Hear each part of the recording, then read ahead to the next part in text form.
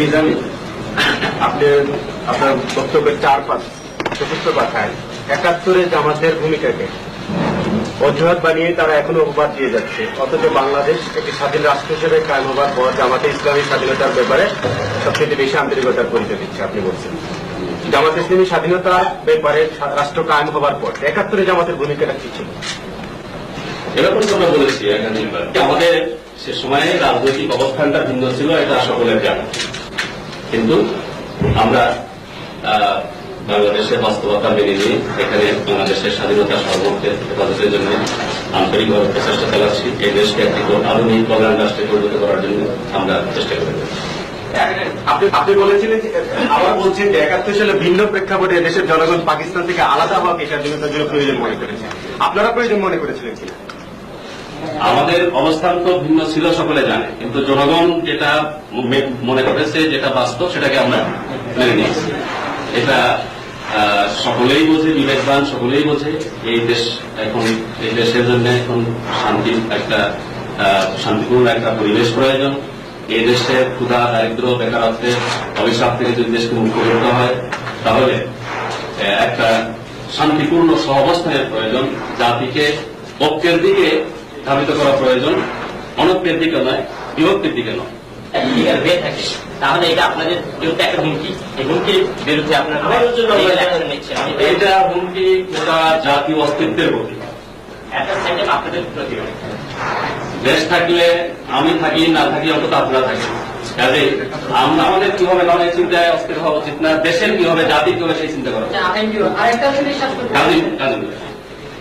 জিনিস বলেছেন যে স্বাধীনতার পর এখন স্বাধীনতার পক্ষ বিপক্ষ শক্তি কোন প্রশ্নই আসে পৃথিবীর বিভিন্ন দেশে যখন স্বাধীন হওয়ার পরে পক্ষ বিপক্ষের শক্তি বলে একটা কথা দেশে আনলো। এক্সাম্পল দেন, একটা এক্সাম্পল দেন আপনি এবং বলে দিয়েছেন না কথা বুঝতে হবে না। আপনি একটা এক্সাম্পল দেন যে পৃথিবীর কোন দেশে দেশ স্বাধীন হবার পর এইভাবে স্বাধীনতার পক্ষ এবং বিপক্ষের কথা বলে বছরের পর বছর রাজনীতি করা হয়েছে। একটা এক্সাম্পল দেবেন, একটা এক্সাম্পল যারা যুদ্ধ অপরাধী ছিল নাম বলে আপনি নাম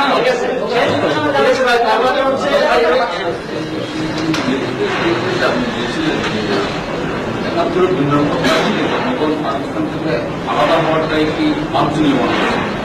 আপনাদের অবস্থানটা ভিন্ন ছিল। আমি কি এটা ধরে নিতে পারি সেদিন আপনাদের যে অবস্থানটা ছিল সেটা পুরো বিপুল অবস্থান ছিল না? দেখুন, গণতান্ত্রিক মূল্যবোধকে যদি আমরা মেনে নেই, তাহলে রাজনৈতিক সিদ্ধান্তের ক্ষেত্রে মত পার্থক্য, মত ভেদ হওয়া এটা অবাস্তব, অস্বাভাবিক না। সেটা আমাদের একটা রাজনৈতিক মত পার্থক্যের ব্যাপার, কিন্তু আমরা বাস্তবতাকে মেনে নিয়েছি। এরপরে আর এই প্রশ্ন উঠতে পারেনি। শেখ মুজিব যে সাধারণ ঘোষণা করেছিলেন সেটাকে আপনারা কিভাবে মূল্যায়ন করেন? দেখুন, আমরা মনে করি সেটা একটা বাস্তবসম্মত সিদ্ধান্ত ছিল। প্রথমত আপনারা দেখুন, 16 ডিসেম্বরের পরে 3 মাসেরও অধিক কোন কোন জায়গায় মুক্তিবাহিনীর ক্যাম্পের মাধ্যমে গ্রাম পর্যায়ে এক ধরনের বিচার হয়েছে, এবং সেই বিচারে কি হয়েছে আপনাদের সকলের জানা আছে, যেটাকে সরকারও শেষ পর্যন্ত নিজের পক্ষে বুমেরাং মনে করে পিছিয়ে এনেছেন। এরপরে হাজার হাজার মানুষকে জেলে করা হয়েছে, 37,000 মানুষ জেলে ছিল।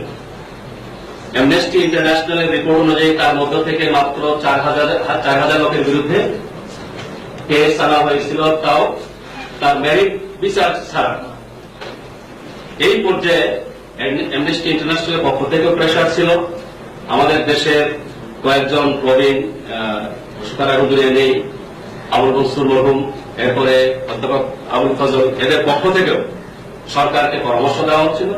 সেই আলোকে সাধারণ ক্ষমা ঘোষণা করা হয়েছিল, এবং সেখানে 4টি সুনির্দিষ্ট অভিযোগে যারা অভিযুক্ত তাদেরকে জেনারেল অ্যামনেস্টির বাইরে রাখা হয়েছে। আপনাদের পরিষ্কার জানা আছে, পার্লামেন্টও আওয়ামী লীগের সদস্যরা বলেছেন, হত্যা, ধর্ষণ, লুণ্ঠন, অগ্নিসংযোগ। আমরা পরিষ্কার বলতে চাই, এই 4টি স্পেসিফিক অভিযোগে আমাদের কাউকে অভিযুক্ত করা তাদের পক্ষে সম্ভব হয়। 3.5 বছর ক্ষমতায় থাকা অবস্থায় তারা বহুভাবে ট্রাই করেছে, কিন্তু কোন অবস্থায় আমাদের কারো বিরুদ্ধে এই সুনির্দিষ্ট অভিযোগ আনতে পারে। আমাদের সাহেব অনেক বছরের বিষয় আছে, প্রতিবাদ হয়েছে, মাঝে মধ্যে প্রতিবাদ হয়েছে, কিন্তু বর্তমান অবস্থাটা আমি ছিল উনাকে যখন জামাত ইসলামের আমির করা হলো তার প্রেক্ষাপটে আপনি বলছেন যে দেশের সার্বিক স্বার্থে সবকিছু বিবেচনা করতে হবে। আমার প্রশ্নটা হল যে যদি পরিস্থিতি হয় গোলাম আজম সাহেবকে জামাতের আমির থেকে সরাই দেওয়া হয় তাহলে পরিস্থিতি শান্ত হবে, তাহলে তো আপনারা করবেন। আমাদের অভিজ্ঞতা এটা নয়। গোলাম আজম সাহেবের ব্যাপারে আজকে আপনারা হয়তো শুনছেন যে ৭১ অভিযোগ আনা হচ্ছে। আমি আপনাদের কাছে জানতে চাই ৭০-এর আগে কোন ৭১ ছিল? ৭০-এর আগে কোন ৭১ ছিল না। তখন গোলাম আজম সাহেব ভাষা সৈনিক হিসেবে পরিচিত ছিলেন। ৫০-এর দশকের ৬০-এর দশকের সকল গণতান্ত্রিক আন্দোলনের প্রথম সারির নেতা হিসেবে স্বীকৃত পরিচিত ছিলেন। এরপরে ৭০-এর নির্বাচনী অভিযানে যখন তিনি নেমেছেন তার মিটিংয়ে বাধা দেওয়া হয়নি। তার প্রমাণ আরো বহু প্রমাণ আছে। ১৯৮৮-তে সাইদি সাহেবের তফসিল মাহফিলে বলতে বাধা শুরু হলো। কি জন্য? তিনি ওয়াজ করতে করতে জনগণের মধ্যে জনপ্রিয় হয়ে গেছে। জামাত ইসলামী বা ইসলাম এদের টার্গেট। আপনারা দেখেন যারা গোলাম আজম সাহেব ইস্যু বানিয়েছে তারা কবিতা উৎসব করতে গিয়ে বলছে কবিতা উঠবে মৌলবাদ। জাদুঘরে শান্তি সম্মেলন হয়েছে, সেখানে আসছে মৌলবাদ। অতএব এটা ব্যক্তি গোলাম আজম এখানে টার্গেট না, যারা এটা করছেন তাদের টার্গেট ইসলাম। ইসলামকে তারা মৌলবাদ সাম্প্রদায়িকতা নামে আখ্যায়িত করে ইসলামের পথকে এখানে তারা রুদ্ধ করতে চান। ইসলামের পথে জনগণের যে একটা বাঁধ ভাঙা জোয়ার সৃষ্টি হওয়ার পরিবেশ সৃষ্টি হচ্ছে, এটাকে তারা রুখতে চান। সেই ষড়যন্ত্রের অংশ এটা আমাদের। আপনি বললেন জামাত ইসলাম এবং ইসলামকে টার্গেট করা হয়েছে, জামাত ইসলাম এবং ইসলামকে সমর্থক কিনা, আমি কি তাই বলতে চাচ্ছি? আমরা এটা মনে করি না, কিন্তু তারা মৌলবাদ যখন বলে তখন শুধু জামাত ইসলামীকে ধরে না, ইসলামের কথা বলে যিনি পটেনশিয়াল লিডার হিসেবে সামনে আসবেন তাকে তারা। এট প্রেজেন্ট বাংলাদেশে জামাত ইসলামী ইসলাম প্রতিষ্ঠার ক্ষেত্রে পটেনশিয়াল একটা পার্টি। গোলাম আজম সাহেবের লিডারশিপ সারা বিশ্বে পরিচিত একটা পটেনশিয়াল লিডারশিপ, সেজন্যই তারা টার্গেট করেছে। আর জিদের ব্যাপারটা তো আমাদের কাছে পরিষ্কার, সেখানে তো গোলাম আজম নাই।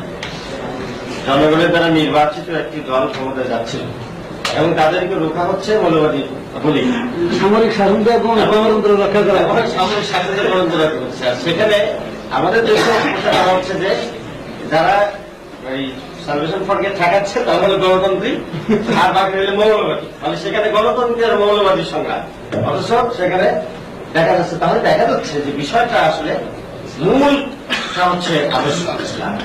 এক এক জায়গায় এক একটা কৌশল তারা বলে নিচ্ছে।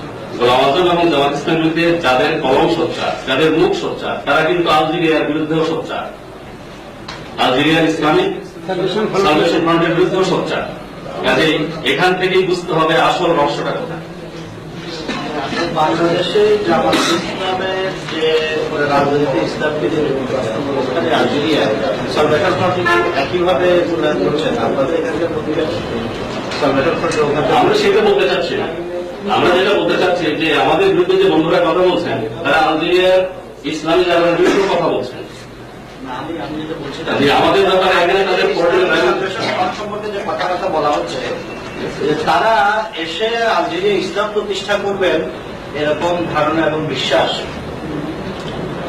এই মুহূর্তে তারা খুব একটা নিজের অর্জন করবে। এবার আপনাদের কথাবার্তা থেকে যেটা আমি বুঝছি যে ইসলামিক সালভেশন সেখানে গিয়ে ইসলাম প্রতিষ্ঠা করবে, এটাকে আপনারা মনে করছেন? মনে করার ব্যাপার না, তারা জনগণের ভোটে নির্বাচিত হচ্ছিল। ফার্স্ট ফেজ নির্বাচনে তারা রায় পেয়েছে, সেকেন্ড ফেজ নির্বাচনে তারা আরো বেশি রায় পেল। রায় পাওয়ার পরে তারা ইসলামী শাসন ব্যবস্থা, সমাজ ব্যবস্থা কায়েম করতে সক্ষম হতো না হতো সেটা পরে। আমরা এখান থেকে সেটা মন্তব্য করার কেউ নই। সেই দেশে জনগণই এ ব্যাপারে চূড়ান্ত রায় দেওয়ার অধিকার। সেই জনগণের রায়কে নস্যাৎ করা হলো বুলেটের জোরে। এই বুলেটের জোরে জনগণের রায়কে নস্যাৎ করার পক্ষে যারা সিম্পিটি দেখান তারা একমাত্র ইসলাম বিদ্বেষী বলেই দেখেছে, আর তো কোনো কারণ থাকতে পারে। আপনাদের সাথে আওয়ামী লীগের একটা সুসম্পর্ক ছিল, হঠাৎ এটা ভুলো কেন? এটাই বলুন। সুসম্পর্ক নষ্টের কোনো কারণ তো আমরা ঘটাই, এটা তাদের কাছে জিজ্ঞেস করতে পারে। আওয়ামী লীগের সাথে সম্পর্ক আমাদের যা ছিল এখন তাই আছে। আমাদের দিক থেকে এমন কিছু করিনি যে কারণে কোনো সম্পর্ক অবনতি হতে পারে। এই বিষয়টা আপনাদের সুসম্পর্ক বজায় আছে তো? আওয়ামী লীগকে নিশ্চিত করেছে ইন্ডেমনিটি দিলে আপনাদের সমর্থন পাবে না। তারা বলতে পারে। এটা জিজ্ঞেস করতে পারে। এভাবে তাদের সাথে কথা আছে। একটা জিনিস একটু ক্লিয়ার করলে ভালো হয় যে আপনি সুসম্পর্ক মানে আপনার এটা খারাপ সম্পর্কের মানে রূপ না এই ধরনের কিছু আপনারা করেন না। ওনারা কি আচরণ আপনাদের থেকে করলেন যে কারণে ওনারা সুসম্পর্ক? আমরা মনে করি সাংবাদিক বন্ধুরা জাতির বিবেক এবং সবচেয়ে বেশি সচেতন, কে কি করছে আপনাদের সকলের সঙ্গে। আমি ব্যক্তি হিসেবে একজন অচেতন মানুষ, সুতরাং আপনি আমাদের clear করে বলেন। না, অচেতন মানুষ যদি সাংবাদিকতা করে তাহলে আমাদেরকে বাহাত্তর সালে অন্তর্ভুক্ত আমাদের নাগরিকত্ব বাতিল করার আপনারা আপনাদের মূল্যায়নটা কি? 72-এ কি বলে নাগরিকত্ব বাতিলের প্রেক্ষাপটে কোনো আদালত 73-এ হয়েছিল সেটা। আর ওটার কারণে বলে উনি যখন দেশে আসছেন তখনই তারা করতে পারতেন। ওইখানে শব্দটা বাতিলও নাই, ডিসকোয়ালিফাইড বলা হয়েছে। আর ওই অর্ডার বলে যাদের নাগরিকত্ব বাতিল হয়েছিল তাদের অনেকেই হাইকোর্টের আশ্রয় নিয়ে তারা তাদের অনুকূলে সুপ্রিম কোর্টের আপিল ডিভিশনে, তারপরে যারা অ্যাপ্লাই করছেন তাদেরও দেওয়া হয়েছে। আপনারা যারা আপনারা হাইকোর্টে যাচ্ছেন না কেন? আমরা হাইকোর্টে যাওয়ার প্রয়োজন মনে করি না। আমরা তাকে জন্মগত নাগরিক মনে করি, বাংলাদেশের সিটিজেনশিপ অ্যাক্টের ভিত্তিতে তিনি নাগরিক। এরপরে যে অর্ডার বলে নাগরিকত্ব ক্যান্সেল করা হয়েছিল এ ব্যাপারে সুপ্রিম কোর্টের যে ভার্ডিক্ট রয়েছে সে আলোকে তিনি নাগরিক। যদি কেউ মনে করে তিনি নাগরিক নন, তার দায়িত্ব এটা প্রমাণ করার জন্য কোর্টের আশ্রয় নেয়। আপনারা সবাই গোলাম সাহেবের এই যে তার বিরুদ্ধে যে আন্দোলনের মধ্যে এটা কি কোনো বিদেশি শক্তি জড়িত আছে বলে মনে করছেন? দেশবাসীকে সব ব্যাপারে তথ্য দেওয়ার দায়িত্ব সাংবাদিক বন্ধুদের।